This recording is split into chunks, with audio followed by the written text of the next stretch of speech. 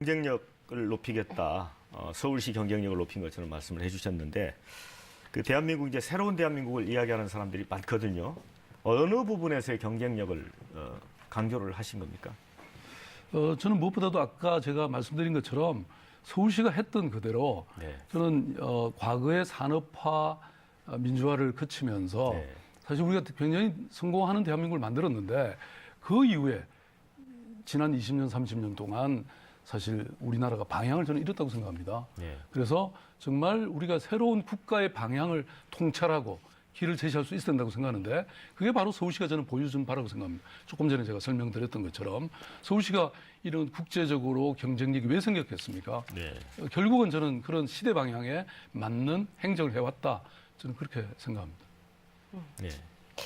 아까 방송 저희 직전에 좀 웃을 수 있는 질문을 좀 달라고 하셨잖아요. 네, 좀 그래야 뭔가 좀 재밌잖아요. 네. 네. 그 시정 5년, 그러니까 최장수 시장이신데 죄송합니다.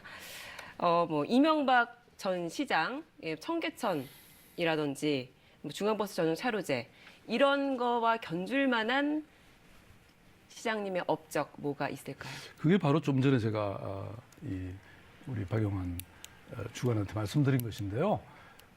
사실 제가 서울시장 취임하면서부터 지금까지 청계천 같은 걸 한 방 해가지고 정치적으로 활용해라. 이런 네. 권고를 엄청 받았습니다. 네. 근데 저는 그 거부했습니다. 시장이라는 자리는 시장의 꿈을 실현하는 자리가 아니고 네. 시민의 꿈을 실현하는 자리다. 그래서 아까 제가 정조 말씀드린 것처럼 정말 국민들이 원하는, 시민들이 원하는 것, 그 비록 작은 것이라 할지라도 그걸 해결해서 정말 시민들의 삶의 질을 높이는 그런 일을 해왔고요. 그러다 보니까 사실은 뭐 공유도시라든지 어떤 사회적 경제라든지 도시 공동체라든지 뭐 지금 어떤 건설의 시대로부터 건축의 시대로 이렇게 수많은 변화가 일어났죠. 저는 그게 결국은 세상을 변화시키는 힘이다 이렇게 생각합니다.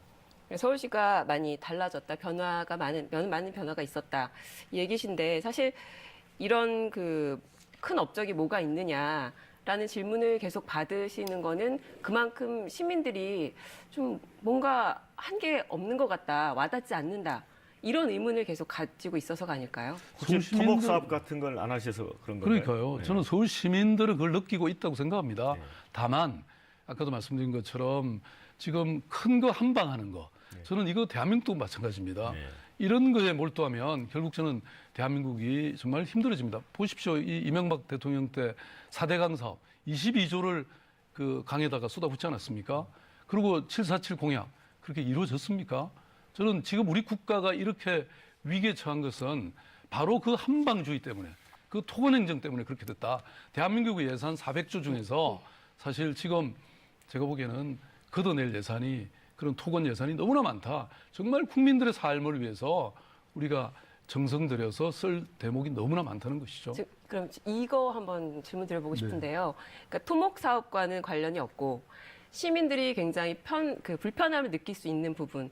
지금 제가 용산 구민인데 서울역에 가보면 또 용산역에 가보면 노숙자들이 굉장히 많습니다. 이 예전부터 해결이 되지 않고 있는데요. 이거가 왜 여전히 문제가 자세히 생겼을까요? 분석을 해보시면요. 서울시가 노숙자 정책을 너무 잘하니까 전국의 노숙자들이 모이는 거예요. 예. 예, 그럼요. 아니, 지금 제가 노숙자에 대해서는 정말 특별한 대책을 많이 세웠습니다. 겨울에 우선 얼어 죽지 않도록 굉장히 온도를 장치해서 수백 명이 잠잘 수 있게, 쉴 수 있게 하고, 그 다음에 이분들이 다시 사회로 복귀할 수 있도록 뭐 다양한 일자리를 만들어서 지금 뭐 수백 명이 채용이 돼서 일하고 있고요. 근데 이렇게 좋아지다 보니까 자꾸 또 모이게 되는 효과가 있어요. 네. 네, 지금 이제 민주당 내 경선룰을 놓고 이제 주요 후보들이 참가하고 있는데 시장님은 거기에서 일단 참가를 안 하고 계시죠? 저는 순서의 문제라고 생각하는데요. 네. 제가 지금 주창하고 있는 게 공동정부입니다. 공동정부. 그러니까 야권이 네. 나홀로 함대가 아니라 민주연합함대를 만들어서 사실 공동정부를 구상하고 실천하면 그만큼 이 승리의 가능성도 높아지고 굉장히 안정된 저는 정부를 만들어서 정말 국민들이 요청하는 이 수많은 개혁 과제를 실천할 수 있다고 봅니다. 그렇다면 이 공동정부 안에는 국민의당, 예를 들어 정의당 다 포함이 되는 건가요? 그렇습니다. 예를 들어 지금 야당이 돼 있는 바른정당은 어떻습니까? 뭐 새누리당에서 나온 네. 뭐 바른정당은 저는 초록이 동색이다. 그래서 일단 기존의 야권들이 힘을 합쳐서 네, 하나의 정부를 만들면 그만큼 안정된 전국을 운영하고 정말 대한민국의 이 개혁을 제대로 이룰 수 있다. 성공하는 정부를 만들 수 있다. 저는 이게 지금까지는 성자 독식의 이런 정부를 가지고는 결코 성공할 수 없다고 저는 생각합니다. 네, 그런데 이제 독일 같은 경우에 이제 기민당하고 삼인당의 그 서로 중도 좌파와 중도 우파의 연립 정부처럼 그런 정도의 어떤 그 연립 정부가 아니면 뭐 차기 이제 누가 대선에서 대통령이 되더라도 굉장히 여소야대로 좀 어려울 것 같거든요. 그렇습니다. 예를 들어 네. 그 새누리당에서 떨어져 나왔지만 바른정당이 반성하고 회개하고 하면 받아서 외연을 넓혀야 되는 거 아닙니까? 지금 국민들의 정서는 네. 이 박근혜 대통령의 이 국정농단이 네. 혼자만의 책임이 아니다. 네. 그것은 분명히 새누리당 뭐 거의 공범이라고 표현하고 있지 않습니까? 네. 저 청산 대상이라고들 보고 있죠. 네. 뭐 거기까지 연정의 대상으로 저는 하는 것은 무리다 이렇게 생각이 되고 방금 말씀하신 것처럼 사실 메르켈 정부는 지금 4번째 연정을 하고 있지 않습니까? 네. 이름으로써 독일은 정말 안정된 정부 네. 그리고 경쟁력 있는 국가를 만들었거든요. 우리라고 못할 이유가 없죠. 저는 우선 야권이라도 제대로 단합해서 그러면 결국은 여소야대를 극복할 수 있고 네. 정말 국가개혁 과제를 제대로 수행할 수 있다. 그렇게 확신합니다. 네, 어쨌든 이제 시장님이 갖고 계신 정치적인 포부를 이루려고 하면 일단 야권의 후보가 되셔야 되는 거잖아요. 근데 현실적으로 보면 큰 벽이 있습니다. 문재인 전 대표라고 하는 그 벽이 있는데 문재인 전 대표를 어떤 특기로 어떻게 뛰어넘으시겠습니까? 저는 이제 국민들이 지금은 몸풀기를 하고 있는 상황이지 않습니까? 몸풀기. 네. 네, 지금 오늘 같은 이런 이제 프로가 네. 사실은 이제 좀 더 자주 있게 되면 네. 국민들이 사실 자신의 그 이 삶을 맡길 그런 사람을 찾을 거라고 봅니다. 사실 네. 제가 왜 이런 말을 한번 드리고 싶은데요.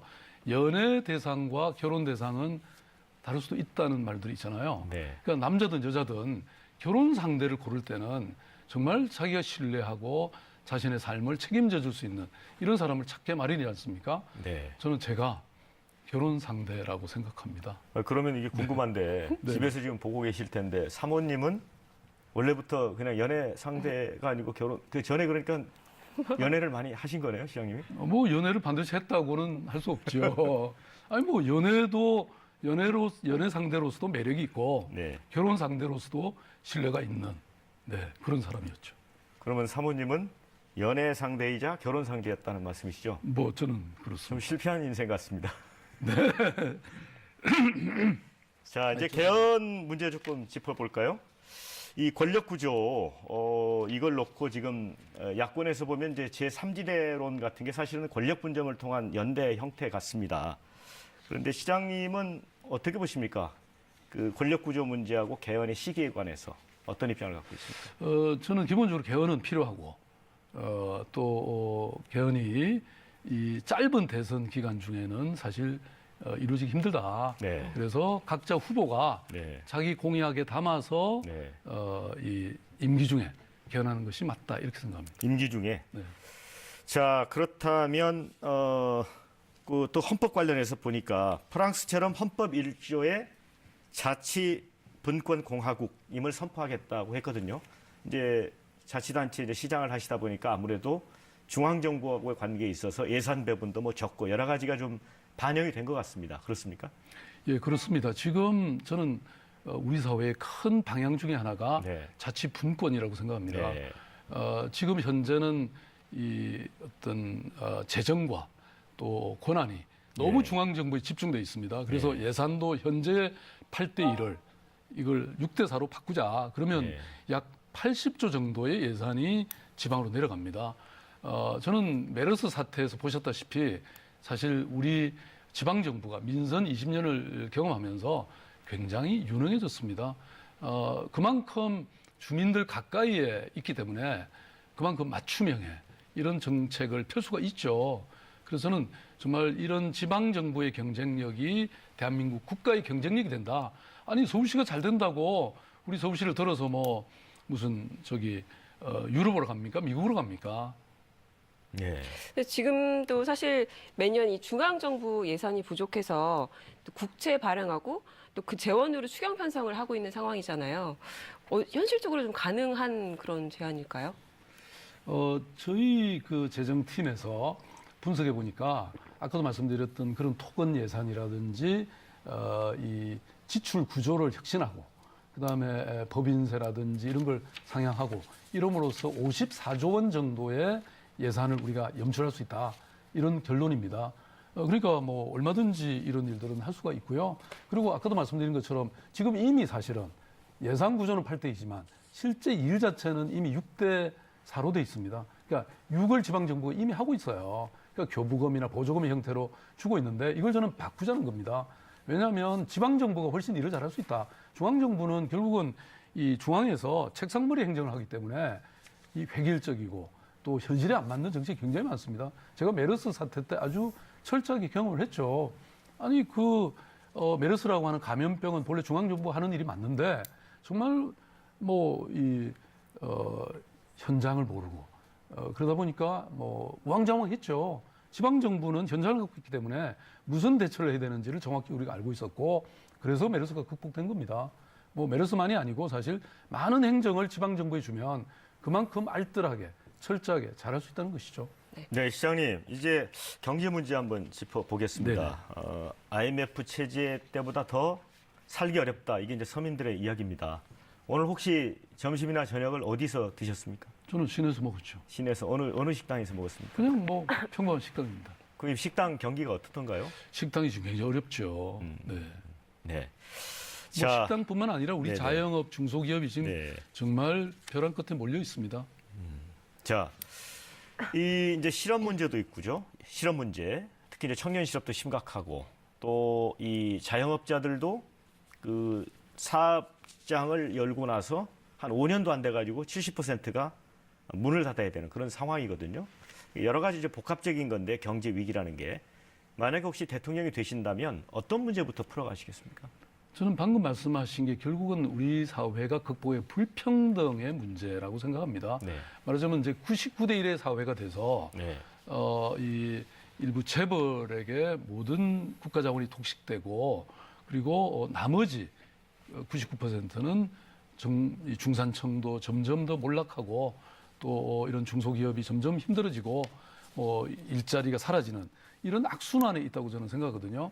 그래서 이 불평등 해소가 가장 중요한 일이라고 생각하는데 네. 그 문제는 결국 지금까지 우리나라가 국가와 이 재벌 기업의 두 바퀴로 굴러온 경제라면 저는 이른바 네 바퀴 경제를 추천합니다. 위코노믹스라고 제가 이름을 붙였는데요.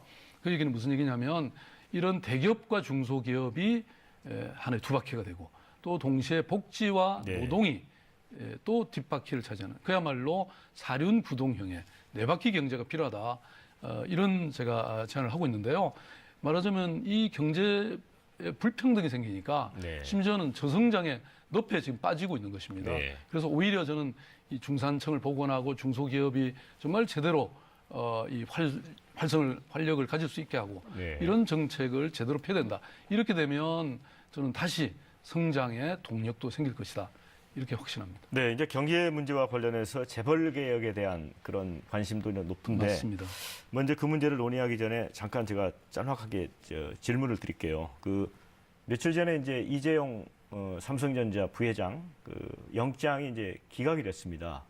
그래서 이제 당일날 이게 사설을 보면 한쪽 사설은 납득할 수 없는 이재용 영장 기각, 또 다른 사설은 법치주의 지켜낸 법원의 이재용 영장 기각 존중해야 한다.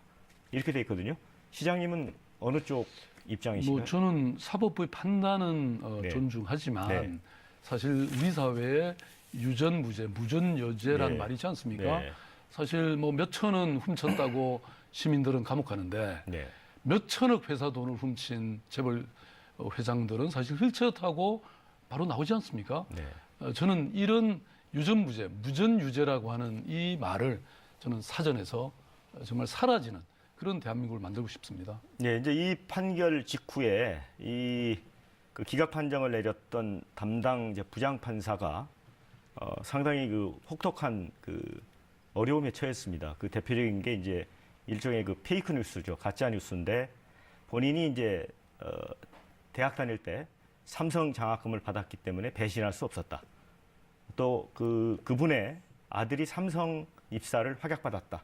이게 사실 이제 사실이 아닌 걸로 다 밝혀졌는데, 그런데 이제 일부 인터넷 사이트에서 그런 판정을 내린 판사를 그 부장판사에서 내쫓아야 된다 이러면서 서명 작업까지 하고 있거든요. 이런 부분은 어떻게 보세요?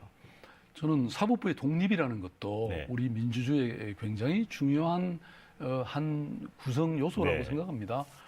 그래서 아까 말씀드린 것처럼 사법부의 판단은 존중받아야 한다. 네. 그렇지만 아까도 말씀드렸던 일반 국민의 이 법 감정이 사실 심각하고 또 그것은 사실이라고 저는 생각합니다. 말하자면 이 법조 시스템 자체가 뭐 일부 부패했거나 네. 아니면 제대로 작동되지 않기 때문에 사실 이 뭐 그야말로 부익부 빈익변처럼 유전무죄, 무준유죄가 그대로 작동되고 있다고 생각하거든요. 저도 변호사 출신이지만 네. 사실 흙을 백으로, 네. 백을 흙으로 만드는 그런 일은 사라져야 됩니다. 뭐 이 심지어는 100억의 수임료를 받는 네. 이런 법조계가 제대로 정의를 구현할 수 있겠습니까? 네. 저는 하늘이 무너져도 정의는 세우는 네. 그런 세상이 되어야 합니다. 사실 이제 재벌 개혁과 관련해서 제가 옛날 자료를 보니까 그 시장님이 재벌 개혁의 그 가장 선구자였더라고요. 1998년 3월인가요? 그 삼성전자 주주총회. 예. 13시간 30분 동안 주주총회를 이끌었잖아요. 당시에 장하성 고려대 교수와 함께. 맞습니다. 이게 기네스북에도 올랐는데 네. 그때 생각이 지금도 변하지 않은 겁니까? 저는 그런 것까지 연구해 주셔서 고맙습니다. 근데 저는 사실 참여연대 사무처장으로 있으면서 네. 1997년 당시에 이 장하성 교수를 모시고 경제민주화위원회도 만들고 또 소액주주 운동을 했습니다. 그래서 네. 삼성전자 주총에 가서 말씀하신 것 같이 13시간 30분 동안 네. 각종 문제를 지적해서 그런 것들이 기업의 지배 구조를 바꾸는데 굉장히 큰 역할을 했죠. 네. 저는 우리 대한민국이 사실 이 마치 이 공룡이 서식하는 생태계에서 공룡이 모든 이 동식물을 다 사실은 이 잡아먹고 나면 결국 공룡조차도 살아남기 힘든 사회가 되거든요. 네. 우리 지금 현재 상황이 바로 그것이다. 네. 그래서 재벌은 철저히 개혁해서 이런 국가의 여러 자원이 독점되는 것을 방지하고 네. 그 대신 정말 우리 중소기업들이나 골목 상권이나 네. 또는 스타트업 기업들 같이 이런 기업들이 살아나도록 해야 된다. 그래서 제가 여러 가지 제안을 했는데요. 뭐 심지어는 계열 분리 명령제라든지 또는 기업 분할 제도까지도 우리가 채용해야 되고 또 더 나아가서 이 중소기업들이 대기업을 견제하고 집단 교섭을 할 수 있는 그런 권한까지 줘야 된다. 네. 뭐 그런 제가 제안을 이미 정책을 발표했죠. 네. 네, 지금 그 세계 경제에선 4차 산업혁명이 또 다른 화두로 떠오르고 있지 않습니까? 이 시정을 넘어서 어떤 국가 경제를 이끌 만한 해법 있을까요? 저는 기본적으로는 아까도 말씀드린 것처럼 경제도 결국 사람이 하고 그래서 지금 우리 국민들이 이렇게 지금 헐벗고 일자리 잃고 이렇게 고통스러운 상황에서는 경제도 살아나기 힘들다. 그래서 아까 제가 말씀드렸던 사람을 근본에 세우는 이 국민들에게 힘을 주는 이런 조치가 저는 먼저 필요하다고 생각하고요.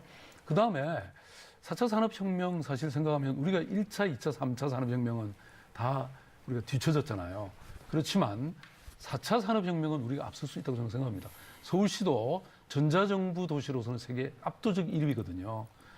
그리고 사실 저는 우리 자율 자동차 이런 부분은 지금 우리가 세계 최고가 저는 될 수 있다고 생각합니다. IT와 이런 다른 여러 산업들이 융복합하는 이런 것들도 필요하고요. 또 하나 제가 말씀드리고 싶은 것은 서울시의 경우에 관광과 마이스 분야에 집중했습니다. 그랬더니 작년에 이 여러 가지 매력 사태라든지 이런 게 불구하고 1,300만의 외국인이 왔습니다. 우리가 목표로 하는 2천만의 외국인 관광객이 오면 40만 개 일자리가 생기거든요. 그리고 이미 마이스 분야는 세계 3위가 됐습니다. 저는 우리가 특장으로 생각하는 우리의 정체성을 장점을 집중해서 이런 경제를 얼마든지 새롭게 일으킬 수 있다. 이렇게 저는 확신합니다. 네, 시장님. 아까 이제 재벌개혁 얘기를 우리가 했으니까 약간 좀 균형을 잡는 차원에서 네. 그 노동개혁이라고 할까요? 그 부분 짤막하게 질문을 드릴 테니까 답변을 해주세요. 노동계에도 특권층이 있다고 보십니까? 있습니까? 없습니까? 뭐 노동계. 그런 부분이 전혀 없지는 않다고 저는 생각하는데요. 네. 기본적으로 우리나라의 노동 이 조직률, 그러니까 네. 노동조합 가입률은 뭐 10%밖에 안 됩니다. 네. 오히려 핀란드 같은 경우는 70%가 넘거든요. 그러니까 노동조합 가입률이 높으니까 오히려 이 어떤 국가 이 행정부에 대한 견제가 네. 생기고 그래서 사실 국민이 행복하고 국가 경쟁력이 높아지는 측면도 있습니다. 네, 이제 가입률 측면에서 말씀을 해주셨는데 제가 조금 반론을 드린다면 우리나라 같은 경우에 이제 고임금의 정규직 노동자들 이런 경우에는 대기업, 공공, 금융 부문 노조 사실 기득권을 놓지 않고 있거든요. 정치권과 연계가 돼 있기도 하고 이런 노조, 규정 노조 때문에 결국은 이제 비정규직이 그만큼 손해를 본다. 그래서 일전에 이제 중향 평준화 이런 이제 논리가 또 공론화되기도 했지 않습니까? 그러니까 이런 부분에 대해서는 어떻게 생각하세요? 저는 기본적으로 우리 사회가 아까도 네. 말씀드린 것처럼 지금 1,800만 명의 노동자 중에서 네. 절반 이상이 비정규직입니다. 네. 이 비정규직을 해소하는 것 이것이 가장 큰 국가적 과제입니다. 그래서 저는 이게 사실은 미생을 완생으로 만드는 일이라고 생각하는데요. 네. 우리 서울시만 하더라도 아까 말씀드린 것처럼 10,000명을 네. 비정규직을 정규직으로 했지 않습니까? 그러니까 얼마든지는 가능하다는 것이죠. 그래서 제가 사실은 이미 이 공약으로 말씀드린 것은 지금 현재 이 비정규직을 적어도 공공 부분에서는 확실하게 정규직으로 전환하고 그리고 만약에 비정규직을 채용하려면 이 정규직보다 월급을 더 줘라. 그러면 비정규직이 사라지죠. 지금 사실 교육청, 교육 파트에만 하더라도요. 37만 명의 비정규직이 있습니다. 저는 이런 상황에서 대한민국이 미래가 있다고 생각하지 않습니다. 저는 비정규직을 해결하는 대통령이 되고 싶습니다. 네, 이제 안보 문제 한번 짚어보겠습니다. 사드 배치가 이제 여전히 그 대선 주자들 사이에 의견이 엇갈립니다. 야당 주자들도 온도가 차이가 있고요. 시장님은 반대하시는 입장이죠. 그렇습니다. 네, 왜 반대하시는 겁니까? 저는 사드에 대해서 우선 우리 북한 핵에 대해서는 저는 네. 단호하고 엄중한 조치가 있어야 된다고 네. 생각합니다. 근데 사드는 기술적으로도 충분히 검증이 안 됐을 뿐만 아니라 사실은 수도권에까지는 이 방위가 되지 않는다고 합니다. 그리고 무엇보다도 또 중국이 굉장히 반발하고 있지 않습니까? 지금 안 그래도 경제가 어려운데 중국의 경제 제재가 심해지면 저는 정말 우리 경제가 큰 위기에 처할 거라고 생각합니다. 그런데- 그리고 이것은 네. 무엇보다도 저는 외교적으로 해결해야 된다고 봅니다. 왜냐하면 지금 이미 핵을 만들어서 그 핵이 미사일로 날아오는 것을 요격하겠다는 것인데 네. 저는 원천적으로 북한 핵을 동결하고 또 더 나아가서는 북한 핵을 완전히 말하자면 해결하는, 없애는 이런 것이 저는 상수라고 생각합니다. 사실 과거에 뭐 육자회담이라든지 뭐 경수로 회담 있지 않았습니까? 이 외교적 노력을 제대로 안 한, 그래서 외교적 실패, 총체적 실패라고 저는 단정하고 싶습니다. 자, 그런데 그 태영호 영국 주재 전 북한 대사관 공사죠. 어제 그 어느 신문하고 인터뷰한 걸 보면 북한이 이제 북핵을 개발하는데 핵을 개발하는데 이게 사실 미국이 아닌 남한을 겨냥하는 것이다. 이게 2013년에 김정은이 이제 핵과 경제 병진 노선을 이야기를 했는데 비용이 적게 드는 방식으로 이제 그 생존을 모색하는 과정에서 근데 저희들이 이제 통상적으로 핵은 미국을 노리는 것이다. 이런 주장들이 있지 않습니까? 요 주장에 대해서는 어떻게 받아들이십니까? 저는 한반도에서 네. 어쨌든 핵은 용납할 수 없습니다. 네. 근데 이미 북한이 핵을 가졌다고는 하지만 이게 이제 앞으로 경량화하고 소량화하면요. 전술핵 같이 뭐 가방에 들고 와서도 사실은 어떤 핵폭탄을 터뜨릴 수가 있거든요. 네. 그래서 이 이상 더 이상 발전되지 못하도록 네. 이걸 동결하는 것이 중요하고 네. 더 나아가서는 핵을 완전히 제거해야 된다고 봅니다. 근데 이것은 북한이 생존의 수단으로 선택한 것이기 때문에 네. 저는 북한에 대해서 외교적 노력을 통해서 생존은 보장하되 핵은 제거하는 이런 과감한 저는 조치가 그런 외교적 노력이 정말 필요하다고 생각합니다. 지금 이제 미국 트럼프 행정부가 정식으로 출범을 했습니다. 이 주한미군 방위비 분담 이 문제 좀 방위비 분담금 증액 요구가 좀 현실화되고 있는 거 아니냐 우려가 있는데요. 여기에 대해서 대응 방안이 있으실까요? 저는 이 미국과의 관계는 우리가 확고한 동맹 관계가 있는데 동맹은 동맹이고 또 협상은 협상이죠. 근데 제가 알기로는 이미 사실 우리는 미군 주둔에 대한 방위비 분담을 이미 충분히 하고 있다고 생각합니다. 그러니까 지금 트럼프 대통령이 물론 이 선거 중에 그런 발언을 했지만 저는 잘못 알고 있는 게 아닌가 싶고요. 그것은 협상에 의해서 얼마든지 해결돼야 된다 이렇게 봅니다. 그럼 자유무역 재협상이라든지 이런 부분도 얼마든지 다시 재협상은 협상력을 강화해서 사실 우리에게 국가 이익을 저는 수호해야 된다고 보고요. 장기적으로는 사실 이런 보호 무역의 장벽에도 불구하고 우리 기업의 경쟁력을 강화해서 얼마든지 팔릴 수 있게 만들어야 되고 그리고 또 무엇보다도 이런 미국의 뿐만 아니고 수출의 다변화 전략을 통해서 해결해야 되겠죠. 네, 시장님. 자, 북한이 예를 들어 이제 6차 핵실험을 할 가능성도 좀 제기가 되고 있는 상황인데, 자, 이런 흐름은 이렇습니다. 이런 상황에서 개성공단 또 금강산 관광을 재개하는 문제, 일부 이제 의견들을 내놓고 있습니다. 일부 대선 주자들도. 이 부분에 대해서는 어떤 입장이십니까, 시장님은? 저는 당연히 다시 재개해야 된다고 생각하고요. 근데 사실은 지금 이 분단의 체제에서 저는 네. 평화의 체제로 네. 반드시 가야 한다. 그리고 무엇보다도 지금 사실 시베리아 횡단철도 같은 게 일본으로 간다는 얘기도 있고 이건 정말 우리 한반도를 하나의 섬으로 만드는 것이라고 생각하거든요. 그러니까 현 상태에서 북한이 핵 포기와 같은 어떤 결단을 발표하지 않은 상태에서도 아니 오히려 공단을 재가동할 수 북한에서의 있다는 말씀이시죠? 핵을 네. 오히려 중단시키고 또 제거하기 위해서도 저는 이런 것이 필요하다고 봅니다. 오히려 지금 전면적인 남북 교역의 시대를 열어서 사실은 이 북방 뉴딜을 해야 된다는 것이 제 주장인데요. 지금 우리나라 경제가 얼마나 위기에 처해 있습니까? 탈출구가 없습니다. 2,000조나 되는 이 북한에서의 이 지하자원, 매자원을 활용해서 저는 우리가 정말 제대로 교육하고 투자하고 또 동시에 말씀드린 시베리아 횡단철도를 연결하고 SOC를 투자하고 이렇게 하면 지금 이 한계에 도달한 우리 대한민국의 경제가 저는 앞으로 향후 30년, 50년의 번영을 누릴 수 있다고 저는 생각합니다. 네, 그런 이것을 말씀을 하지 이제, 않는 것은 정말 바보 같은 짓이죠. 네, 그런 말씀은 이제 한반도의 평화 체제, 특히 북한과 남한 간의 이제 신뢰 관계가 조성됐을 때는 이해될 수 있는 부분인데 지금 미국을 포함해서 유엔 결의로 이제 대북 압박을 하고 있지 않습니까? 세컨더리 보이콧까지 지금 얘기가 나오고 있고 그런데 개성공단에 6,160억 원의 현금이 들어갔거든요. 그런데 이런 자금들이 북한 핵 개발에 쓰였을 수도 있다.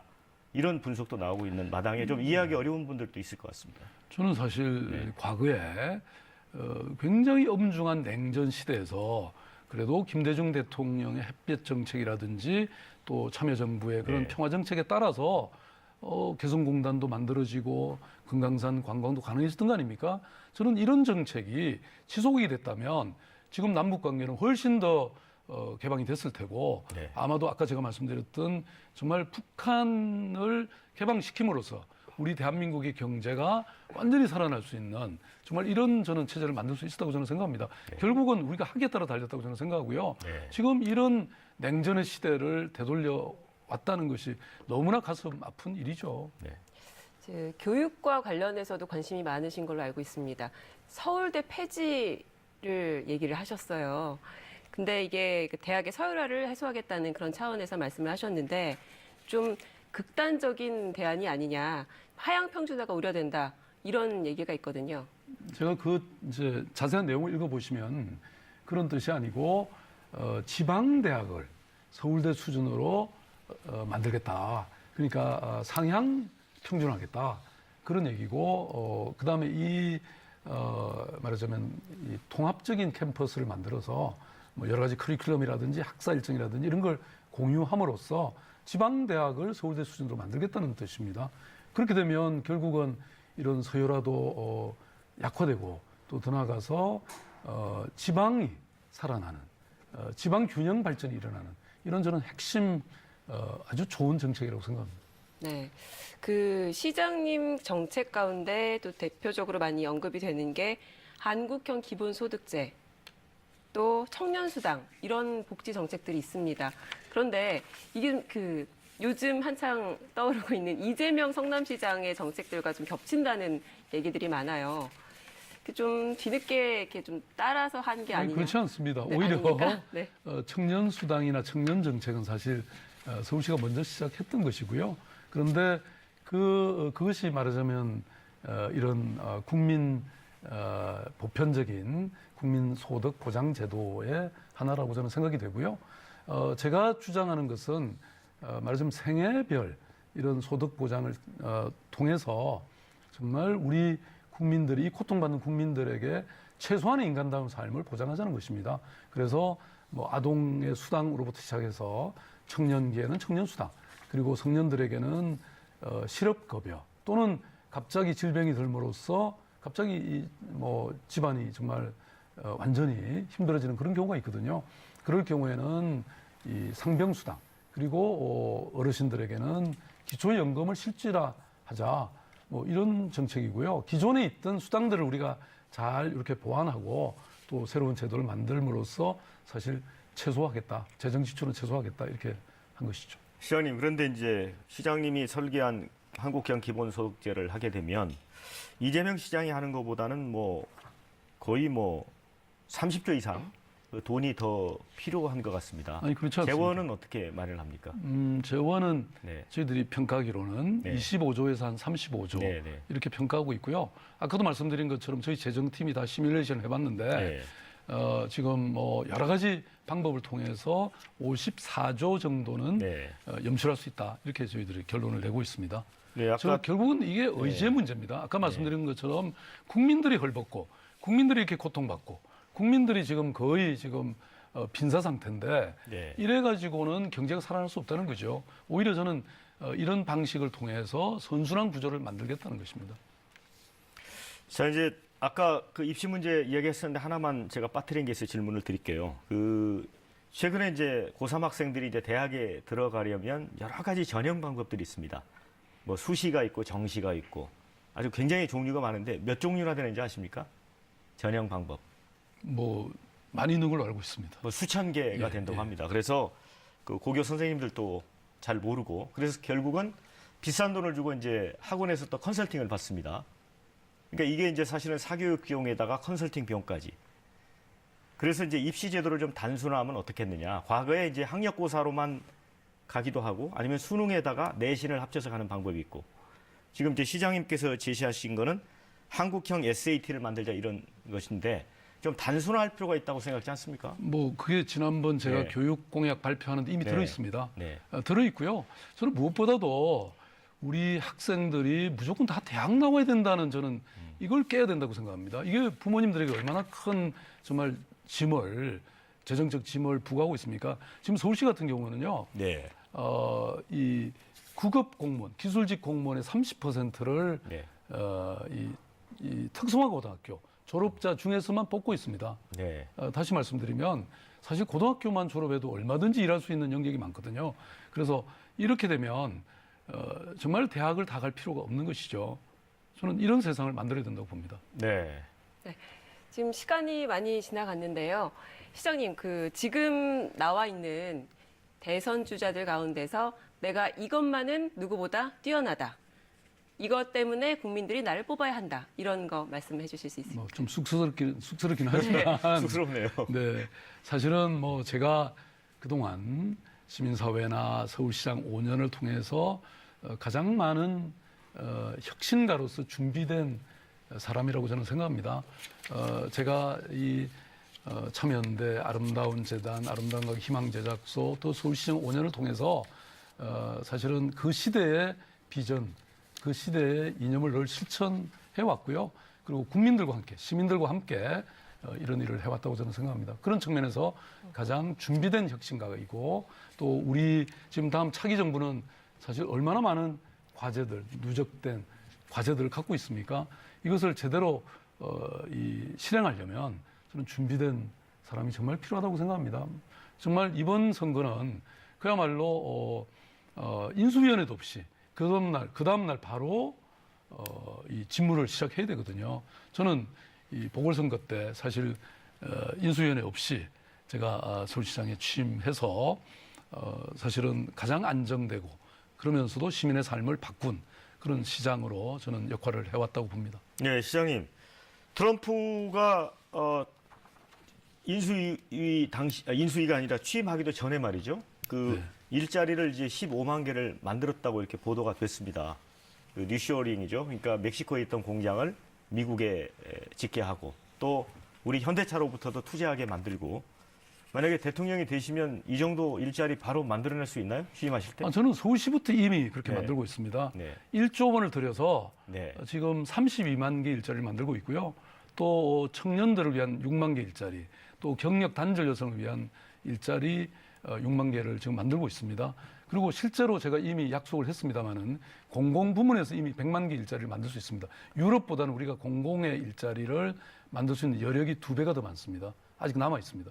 그리고 시간 선택제라든지 시간 네. 단축형으로 민간 부문에서도 우리가 지금 주 5일 근무제라든지 또 48시간 근무 이런 걸 제대로 지키기만 해도 지금 한 100만 개 일자리가 나올 것이라고들 전문가들이 말하고 있습니다. 저는 결국은 의제 문제라고 생각합니다. 지금 대선 주자들 가운데서 시장님이 꼽으시는 가장 강력한 라이벌, 경쟁 상대 누구를 꼽으시겠어요? 지금 뭐 저는 야권에 지금 나와 있는 우리 한 팀인 문재인, 김부겸, 이재명, 안희정 후보님, 그리고 안철수 후보님, 심상정 후보님, 손학규 후보님, 뭐 다 훌륭하신 분이고 제가 배워야 되고 그리고 또 함께 모시고 가야 될 분이다. 저는 그렇게 생각합니다. 그렇게 말씀하시면 재미가 없으시니까 두 분으로 네. 좀 축약을 해보시죠. 예. 두 분 정도로. 지금 우선 뭐 제 1위를 달리고 있는 우리 문재인 후보님이 예. 뭐 가장 강력한 라이벌인 거는 맞죠. 그분은 어떤 강점이 있는 것 같습니까? 지금 인기가 이렇게 있는 데는 다 이유가 있겠죠. 뭐 네. 무엇보다도 저는 정말 뭐 점잖고 또 흔히 말하는 그런 이 뭐 착한 문재인. 네. 저도 착합니다만. 네. 반기문 후보에 대해서는 어떻게 생각하세요? 뭐 반기문 총장님도 사실은 우리 유엔 사무총장을 지낸 분이니까 네. 뭐 엄청난 외교적 자산이라고 저는 생각합니다. 그렇지만 대통령은 정말 이 복잡다단한 이 네. 행정, 정치를 해본 분이어야 되지 않겠습니까? 네. 자, 네, 이 박원순 시장님이 1시간이 벌써 훌쩍 지났습니다. 자, 오늘 말씀은 여기까지 듣도록 하겠습니다. KBS 특별기획 대선 주자에게 듣는다. 내일은 반기문 유엔 전 사무총장과 함께합니다. 대선 주자 검증의 시간 계속 함께해 주시길 바랍니다. 시청해 주신 여러분 대단히 고맙습니다. 고맙습니다.